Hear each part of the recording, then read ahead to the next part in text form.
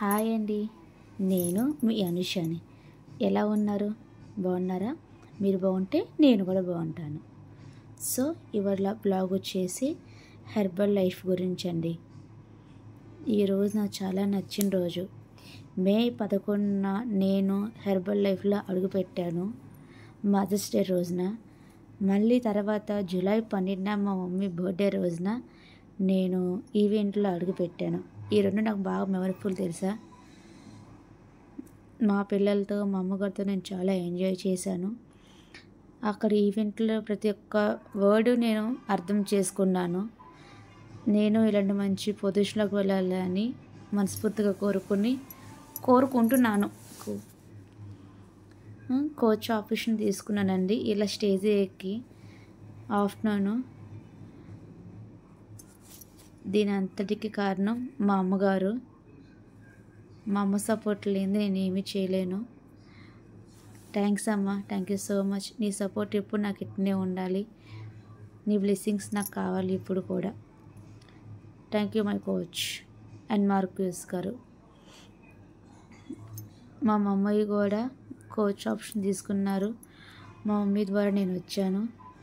ఇలా స్టేజ్ ఎక్కి మాట్లాడాలంటే ఫస్ట్ ఎవరికైనా టెన్షను, ముందు మాట తడబడతాము. మా అమ్మగారు భలే క్వాలిఫై అయిపోయారు. ఆమె సాధించింది కూడా. ఆమె లైఫ్ చాలా బాగుంది. ఆమె హెల్త్ ఇష్యూ కూడా కొంచెం బాగున్నాక నేను ఆమెను నమ్మి నేను హెర్బల్ లైఫ్లోకి వచ్చాను. హెర్బల్ లైఫ్లో 2 గ్లాసులు ఉంటే మనకి ఎప్పుడు హ్యాపీగా ఉంటామండి. ఆ హ్యాపీనెస్ వేరు, అది చెప్పుకోలేము. విఐపీలో వస్తుంటే మాల్లో ఉన్న ఉత్సాహం భలే ఉందండి. అసలు మేము చాలా ఆనందం పడ్డాము విఐపీలో వస్తున్నప్పుడు. మనకి హైఫై ఇచ్చి వాళ్ళని చక్కగా రిసీవ్ చేసుకున్నారు. వాళ్ళు ఒక పిన్ టు పిన్ వర్డ్స్ అన్నీ మనకు చెప్తుంటే అవన్నీ మేము విన్నాము. మంచి డిసిషన్ తీసుకోవాలి, ఇలాంటి పొజిషన్లోకి మేము కూడా వెళ్ళాలని మనస్ఫూర్తిగా కోరుకుంటున్నాము.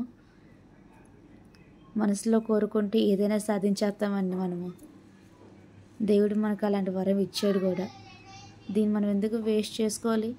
10 మందికి సాయం చేయండి, 10 మంది ఆరోగ్యం బాగుండాలని మనం మనస్ఫూర్తిగా కోరుకుందాము. ఆ 10 మంది ఇంకో 10 మందికి చెప్తారు. హెర్బల్ లైఫ్ అంతటి దాకా తీసుకెళ్ళిద్ది. విఐపీలు మనము ఇలాంటి పొజిషన్లోకి రావాలి. అంత పెద్ద పెద్దోళ్ళే మనని హైఫై ఇచ్చేసి మనకి సపోర్ట్ చేసినప్పుడు మనము చేయలేమా? దీంట్లో చదువుకోవాలని లేదండి, చదువుకోకపోయినా సరే క్వాలిఫై అవుతాము. థ్యాంక్ యూ మా, థ్యాంక్ యూ మై కోచ్.